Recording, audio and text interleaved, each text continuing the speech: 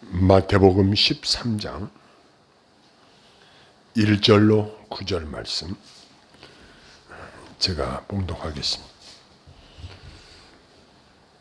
그날 예수께서 집에서 나가사 바닷가에 앉으시매 큰 무리가 그에게로 모여들거늘 예수께서 배에 올라 앉으시고 온 무리는 해변에 서 있더니 예수께서 비유로 여러 가지를 그들에게 말씀하여 이르시되 씨를 뿌리는 자가 뿌리러 나가서 뿌릴새 더러는 길가에 떨어짐에 새들이 와서 먹어버렸고 더러는 흙이 얇은 돌밭에 떨어지며 흙이 깊지 아니하므로 곧 싹이 나오나 해가 돋은 후에 타서 뿌리가 없어짐으로 말랐고 더러는 가시떨기 위에 떨어지며 가시가 자라서 기운을 막았고 더러는 좋은 땅에 떨어짐에 어떤 것은 100배, 어떤 것은 60배, 어떤 것은 30배의 결실을 하였느니라. 귀 있는 자는 들으라 하시니라. 아멘.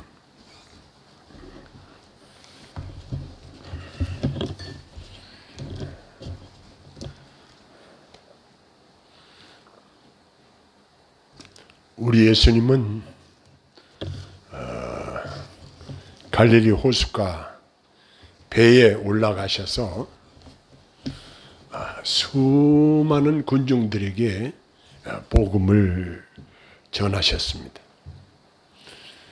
요즘처럼 좋은 확성기가 있지도 않지만 예수님은 배를 강단으로 삼고 갈릴리 호수 주변에 모인 사람들에게 말씀을 증거하셨습니다.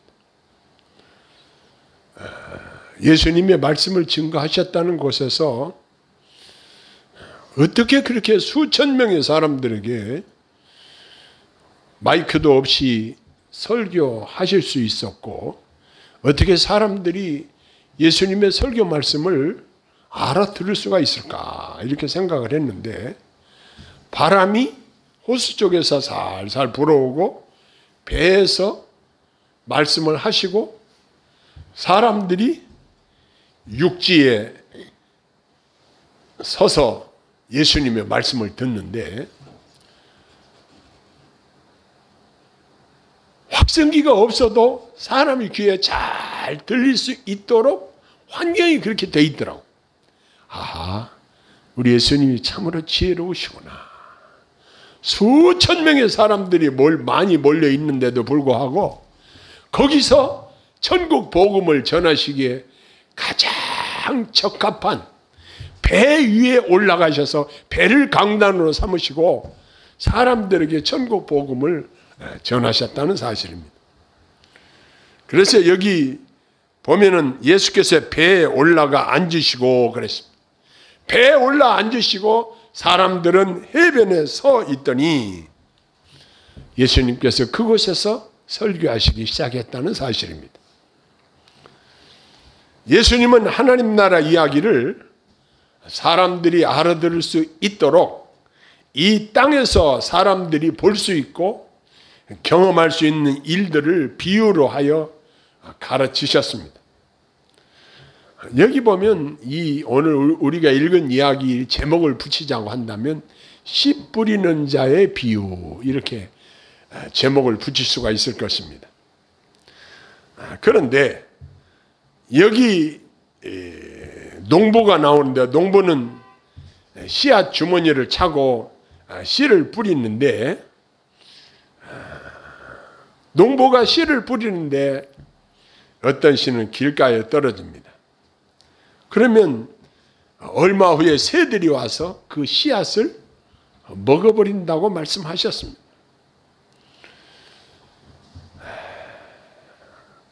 그리고 씨를 뿌리다 보면 여기저기 돌짝밭 사이에 씨가 떨어지기도 할 것입니다. 그리고 가시떨기에도 씨가 떨어질 것입니다.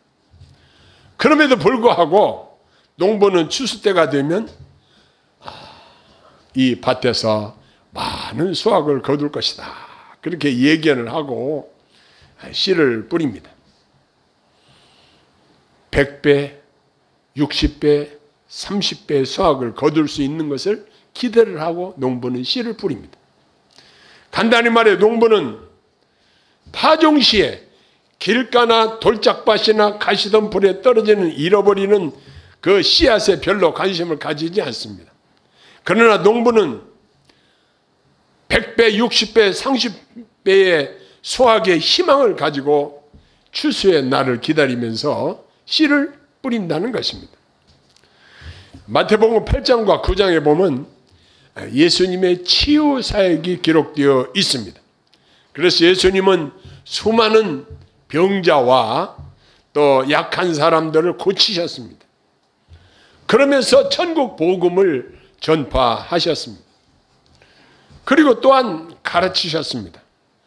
그리고 마태복음 10장에 보면은 12 제자를 파송하시면서 그들에게 천국 복음을 방방곡곡에 다니면서 증거할 것을 명하셨습니다. 제자들은 거역을 당하기도 하고 증오를 견디고 목숨을 잃어버릴 뻔하기도 했지만 그들은 예수님의 명령에 순종해서 다니며 복음을 전했습니다.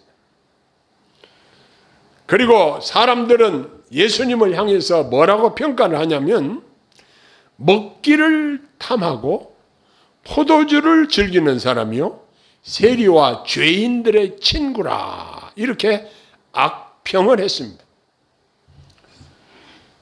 그리고 고라신과 벳세다와 가버나움의 거민들은 그들이 자기 죄를 회개하고 주의 말씀을 들어야 되는데 그렇게 하기를 거절을 했다. 그렇게 기록되어지고 있습니다.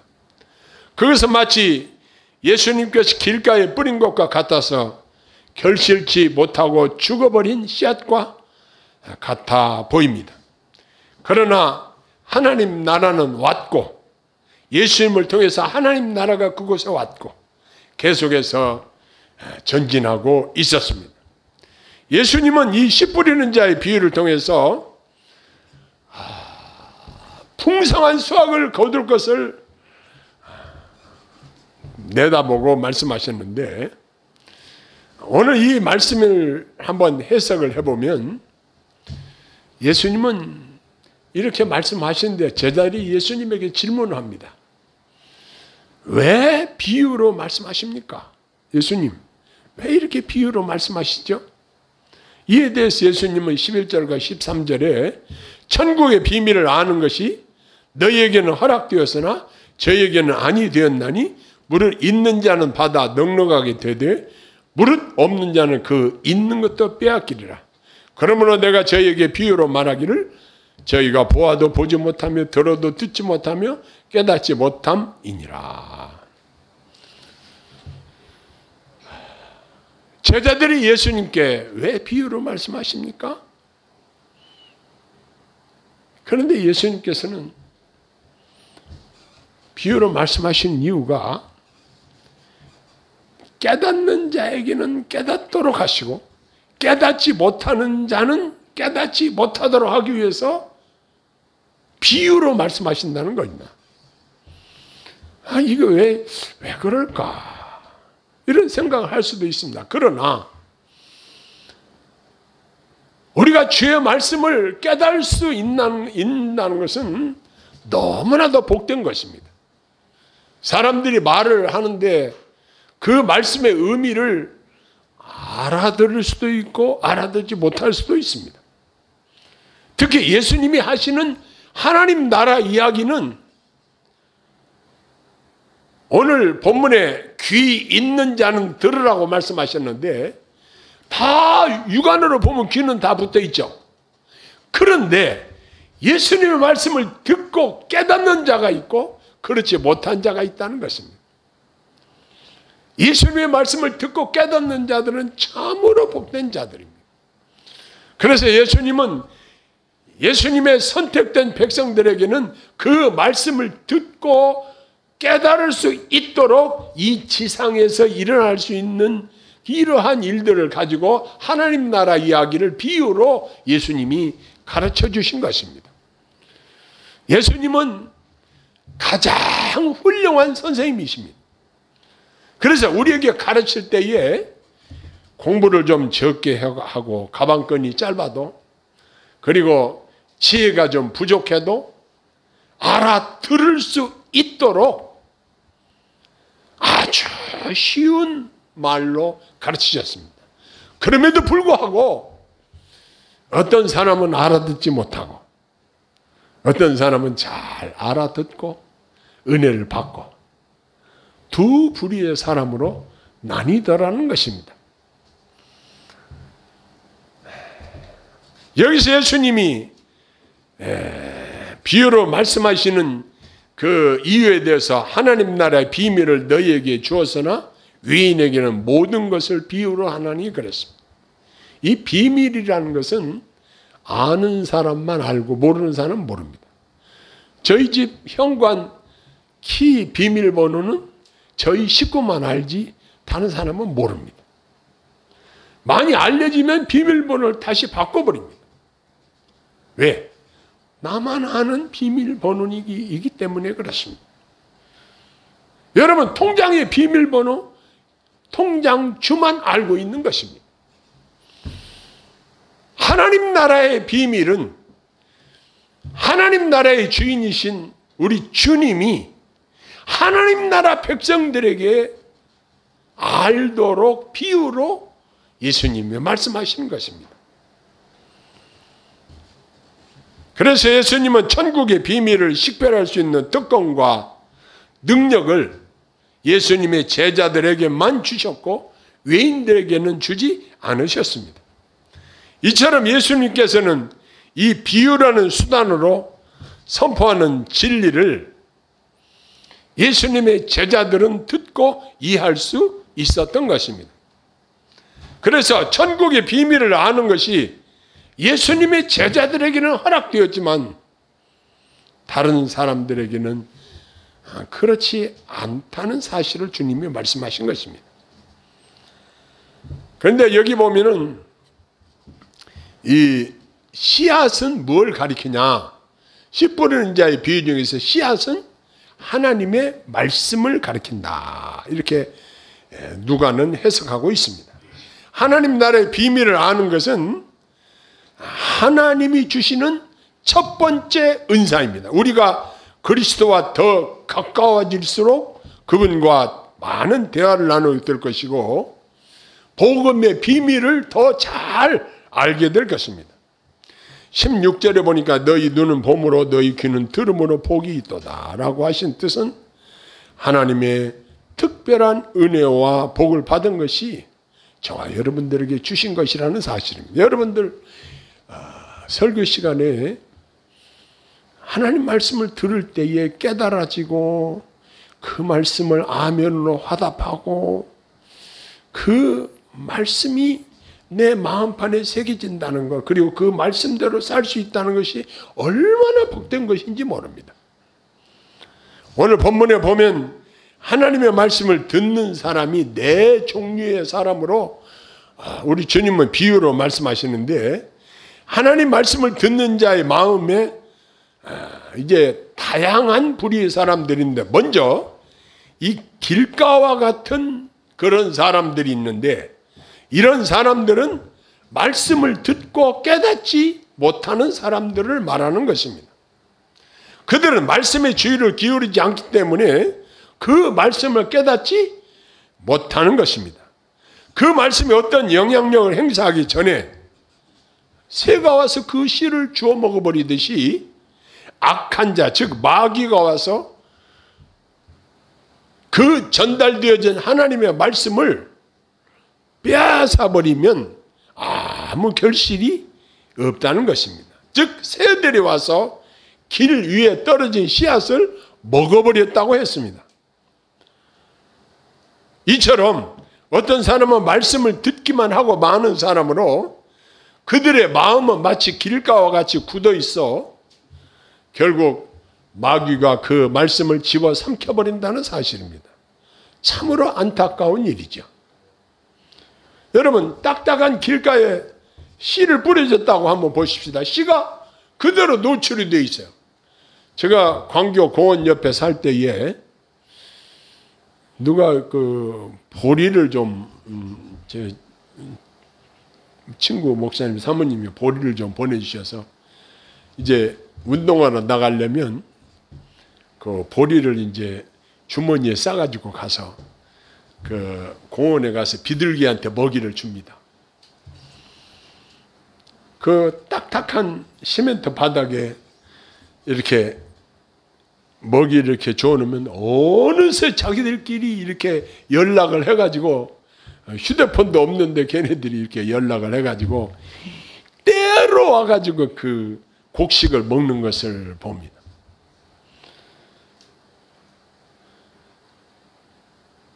길가에 떨어지면 새들이 와서 이렇게 먹어버린다는 것입니다. 두 번째는 돌짝밭에 떨어진 씨앗은 뿌리를 내지만 뿌리를 깊이 내릴 수가 없어서 조금 자라다가 결국은 햇빛에 말라 죽어버린다는 것입니다. 이들은 어떤 사람들을 가르치냐? 말씀을 듣고 자기 나름대로 좋은 인상을 받지만 결국 다른 것에 집착해서 말씀을 받아 먹지 못하고 내뱉고 마는 사람들인 것입니다. 마가는 이것을 그 속에 뿌리가 없어 잠깐 견디다가 말씀을 인하여 환난이나 핍박이 일어날 때 곧 넘어지는 자라. 마가복음 4장 17절에 이렇게 이 비유를 해석하고 있습니다. 돌짝밭과 같은 사람은 확신과 용기와 견고함과 인내가 부족한 사람들입니다. 이들은 시험이 닥치면 넘어지는 사람들을 가리킨다고 말했습니다. 그러니 참으로 안타까운 일이죠. 세 번째는 가시떨기에 뿌리온 씨앗. 이런 가시떨기와 같은 밭은 두 마음을 품고 세상의 염려와 재리의 유혹과 기타 욕심 때문에 그 마음속에서 복음의 메시지가 결실하지 못하게 되는 사람을 가르쳐 말하는 것입니다. 이러한 사람은 하나님과 재물을 동시에 가지는 어리석음 때문에 그 가진 것마저 빼앗기고 많은 그러한 자들을 가르친다는 것입니다. 이들은 세상적인 염려 때문에 그것이 눌려서 그 작물이 자라지 못하고 결국 죽게 되고 열매를 맺지 못하게 된다는 것입니다. 이 얼마나 안타까운 일입니까? 그러나 옥토에 뿌려진 씨앗은 마침내 풍성한 수확을 거두게 되는데, 누가복음 8장 15절에 보면 좋은 땅에 있다는 것은 착하고 좋은 마음으로 말씀을 듣고 지키어 인내로 결실하는 자니라. 이렇게 누가는 해석을 하고 있습니다. 주님이 원하시는 자는 말씀을 듣는 자입니다. 동시에 실행하는 자입니다. 이처럼 하나님의 말씀의 통치를 받는 자요, 믿음으로 결실하는 자요, 하나님의 뜻을 준행하는 자라는 것입니다. 자, 이러한 자들은 어떤 복을 받는 자입니까? 100배, 60배, 30배의 결실을 기필코 거두게 된다는 사실입니다. 이건 참으로 큰 복인 것입니다. 이들은 하나님의 말씀을 깨닫는 사람입니다. 여러분, 하나님의 말씀을 들으면서 한마디라도 깨달아진다고 한다면 이건 참으로 복된 것입니다. 야, 이 하나님의 말씀을 내가 깨닫다니. 하나님의 말씀을 듣고 아멘으로 화답을 하고, 그리고 그 말씀을 깨닫는 자들은 그 말씀이 그 안에서 역사함으로 말미암아 많은 결실을 거두게 된다는 것입니다. 할렐루야! 이들은 이 말씀을 따라 실천할 때에 결국 많은 수확을 거두게 된다는 것입니다. 제가 옥상에서 농사를 좀 짓는데 요만한 화분에 상추씨를 좀 뿌렸어요. 또 조금 더 크게 만들어서 집을 고치다가 남은 판넬이 있어서 판넬로 좀 한 평 정도 공간을 만들어 가지고 거기다가 감자를 심었어요. 근데 감자가요 벌써 크게 밑이 들어있어요. 지금 먹을 만할 정도로 밑이 들어있는데 하지 때 캔다고 그래서 하지 감자라고 그러죠. 그런데 그때 가면은 아마 감자가 한 가마니는 캘 것 같아요. 제 짐작에 엄청나게 많이 캘 것 같아요. 얼마나 밑이 많이 들었는지. 그래요. 감자가 위로 막 올라와 가지고 흙으로 그 감자를 덮어줬어요. 상추요? 지난번에 여러분 뜯어다 드렸잖아요. 우리 애들도 오면 뜯어주고 아는 사람도 오면 뜯어주고 날마다 끼니 때마다 뜯어다가 그걸 싸서 밥을 먹어도 뜯어다 먹어도 지금도 있어요. 정말 엄청난 수확을 거두게 되는 거예요. 상추씨, 조그마한 상추씨 그것 좀 뿌려놨는데 그렇게 많은 수확을 하게 돼요. 여러분, 예수님이 갈릴리 유대 땅에 하나님의 아들이 그곳에 오셔서 천국 복음을 전하신 것이 참 사람들 보기에는 별거 아닌 것으로 여겼을지 모릅니다.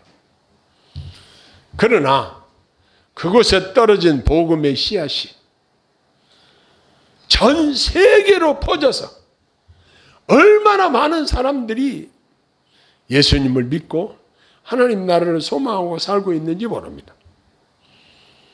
이것이 우리 주님이 내다본 100배, 60배, 30배의 결실을 기대하시는 주님의 마음입니다. 주님의 천국 복음을 들은 자들이 또 다른 사람에게 이 천국 복음을 증거하고 또 증거해서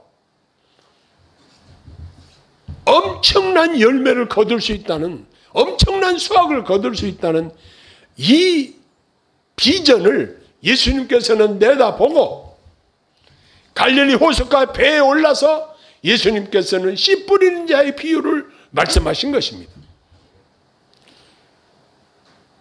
저와 여러분들이 숫자가 많지 않고 우리가 높은 자리에 올라가지 못했고 돈을 많이 벌지 못했어도 저와 여러분들이 받아들인 천국 복음이 저와 여러분들의 입술을 통해서 다른 사람들에게 또 증거되어지고 그들에게 영향력을 행사하고 그들이 또 들은 말씀이 믿음으로 화합해서 그들이 천국 백성이 되어간다고 한다면 이것은 얼마나 많은 사람이 우리를 통해서 결실을 맺게 될 것인가. 이거 참으로 기대가 되는 것입니다.